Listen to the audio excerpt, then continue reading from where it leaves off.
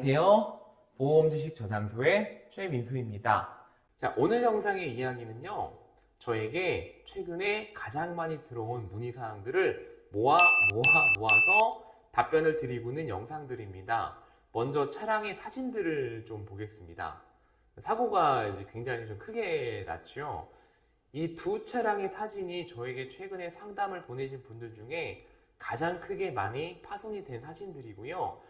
이분들 이외에도 몇몇 분들이 좀 더 계세요. 이렇게 사고 나신 분들께서 저에게 어떤 문의를 하셨는지, 그리고 제가 어떻게 조언을 드렸는지 그 부분에 대해서 답변을 드리도록 하겠습니다.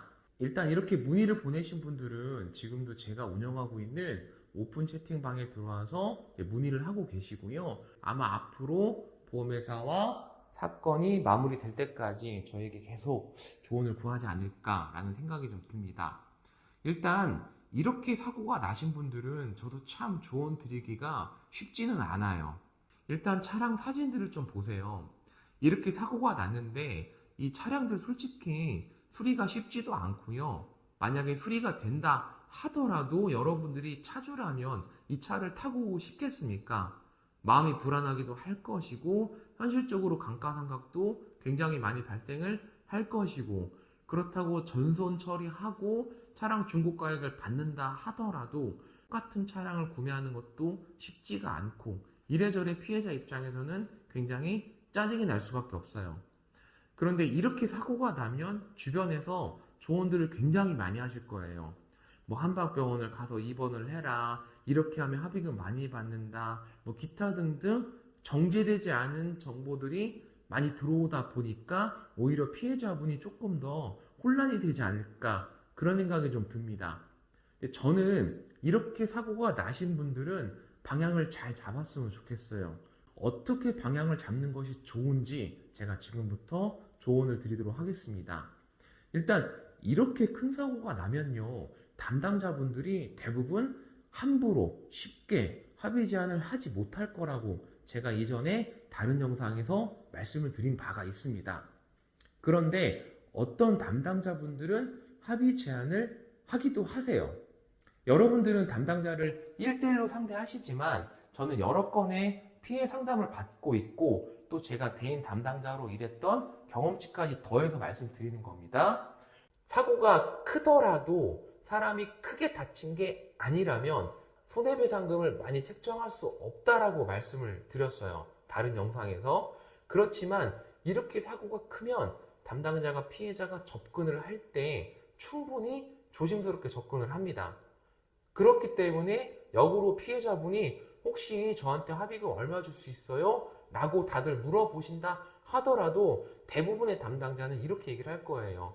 아니 선생님, 이렇게 사고가 크게 나셨는데 합의를 벌써 생각하시면 안 될 것 같고요. 일단 치료를 잘 받으세요. 라는 답변을 하실 거예요.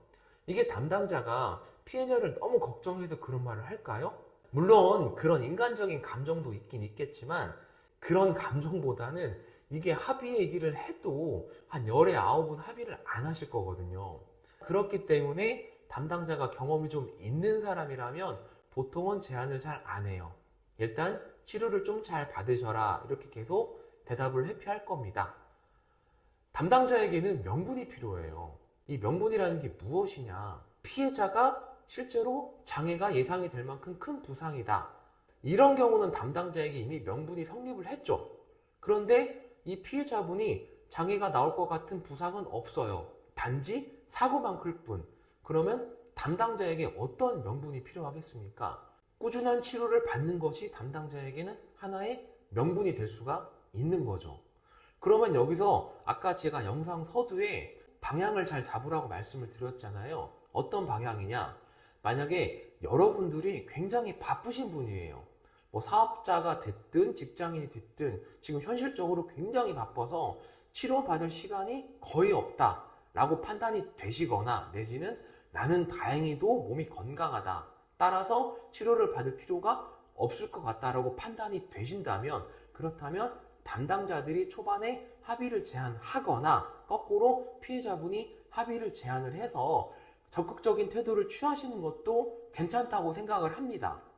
그런데 본인이 어딘가 부러지거나 이러진 않았지만 왠지 모르게 컨디션이 굉장히 저하가 되어 있고, 그리고 퇴근하고 내지는 근무 시간 중간중간에 충분히 치료를 받을 수 있는 여력이 된다 하시는 분들은 저는 충분히 치료를 받으라고 말씀을 드리고 싶어요.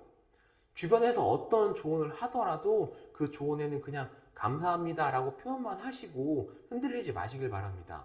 담당자를 어떻게든 쪼아대서 더 받으라는 얘기도 아니고요. 그 어떤 말에도 흔들리지 마시고 일단 완치가 됐다고 느껴지실 때까지 치료를 꾸준히 받았으면 좋겠다. 저는 이렇게 조언을 드리고 싶어요. 피해자분들이 이렇게 꾸준히 치료를 받으신 분들은 나중에 전반적으로 결과도 좋은 편입니다. 구체적인 말씀은 드리지 않겠습니다. 제가 위험해지니까요. 저는 다시 한번 말씀드리지만 큰 사고가 났다, 진단이 가볍다, 본인이 몸이 굉장히 어딘가 안 좋다고 느껴진다. 그렇다면 치료를 꾸준히 받는 것이 가장 좋다고 저는 그렇게 조언을 드리고 싶습니다. 자, 오늘 준비된 영상의 이야기는 여기까지입니다. 다음번에는 조금 더 유익하고 좋은 영상으로 찾아뵙도록 하겠습니다. 시청해 주셔서 대단히 감사합니다.